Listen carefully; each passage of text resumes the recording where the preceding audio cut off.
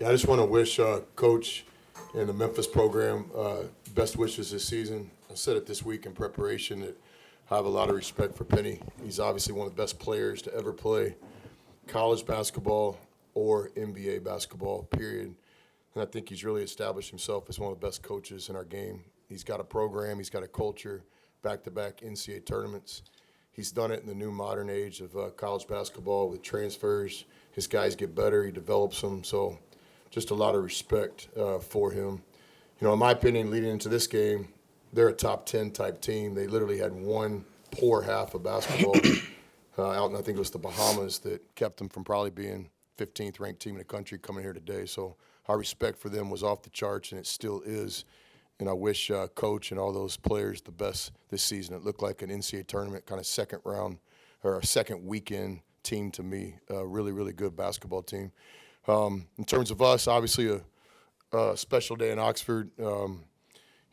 We have no plan other than knowing that we got to have a home court advantage here to compete in the SEC and to build this program to the point where we would all like it.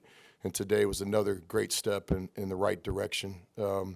Super appreciative of all our students coming out on a Saturday, 1 o'clock game. Super appreciative of our season ticket holders coming to the game today or giving their seats to people that were in their seats. So obviously a sold-out type crowd from where I was sitting. Not only people in the seats, but also just a great atmosphere. It got loud in there a few times where we couldn't hear each other, and that's a great sign to be in those situations at home. So best wishes to Memphis and a special appreciation for the home crowd today. Questions for Juju? Juju, you hit 3 go-ahead shots in the last 2 minutes and 11 seconds. What is your mentality at the end of games, and where does that confidence come from? See, this is the problem, Juju. This is like rat poison. They're going to ask you about your points, right? But one of these guys is going to ask you about your 9 assists and 1 turnover, right? And that's the job here at Ole Miss, man. Yes, sir, Coach. Okay, sorry about that. Answer the question. Well, first, like I always say in every press conference, I just want to start off thanking my coaching staff of how much they believe in me. And going into this game, it was just a winning my matchup deal. Whereas my coach had told me, Coach Beard told me that if I'm the better guard, that my team is going to win, And I still give, all the thanks for everybody to come out and stuff like that. Appreciate it. And still give their props to Memphis. They got a great team over there. You guys traded buckets for a while going down the stretch, and you guys got 2 big stops. Can you kind of walk me through those from your perspective? Well, that was really the only way we was going to win. We couldn't really keep going back and forth. At some point, we had to get over the hump and get a stop and then come down and score and then get another stop again. Something we work on a lot in practice. Hey, Coach Beard, when you were down 10 points early in the first half, they could easily got away from you. What do you say to your team to keep them calm and composed? Same thing we say every day. Process over outcome. We're not playing a scoreboard. We're playing Ole Miss basketball. We got 10 4-minute games. We got to hold our own in a few. We got to win more than they win. We can't get knocked out in any. And we almost took a couple of knockout punches in the first half in some of those 4-minute games. But just stay the course. It's a long game. It's a long season. Can't get too high or too low. So I was proud. We obviously disappointed at halftime to be down 7, but a lot of it was self-inflicted. Turnovers were leading to their best offense, and then we were a little bit out of rhythm with our ball screen defense. But same thing we always say. It's a long season. It's a long game. Any more questions for Juju? Juju, were you expecting this type of thing from yourself when you got here? I wouldn't say I was expecting it. I was just going in the mindset that I got to be the better guard on the floor, help my team win, whatever it is, if it's points, defense, assists. And I just had the mindset that we got to win this game. This could do a lot for us, and that's about it.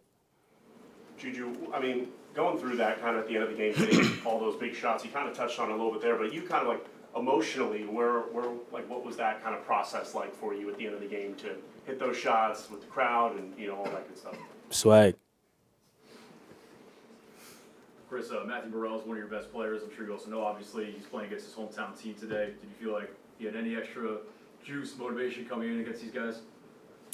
I hope not. I hope that our best players, our veteran players, get emotionally attached to every game. But I certainly understand the question.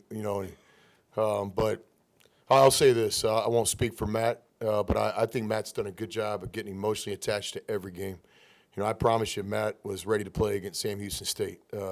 Matt was ready to play against Temple, and so I don't know. That'd be a question for Matt, but I know as a competitor, as a guy that understands a little bit about winning, you got to get past this whole big game deal. I mean, that next game on the schedule, as Bill Russell said it a lot better than I can say it, is the biggest game you've ever played. And just trying to get these guys to understand that the biggest game I've ever coached in my career will be Tuesday night. And I believe that. That's not coaches speak. And these players are doing a good job of starting to understand that that's what it takes. Anything else for Juju? I'm sure he's going to go have a nice evening here in Oxford. What's on the menu tonight? What will you eat? I don't even know yet, Coach, honestly. Yeah.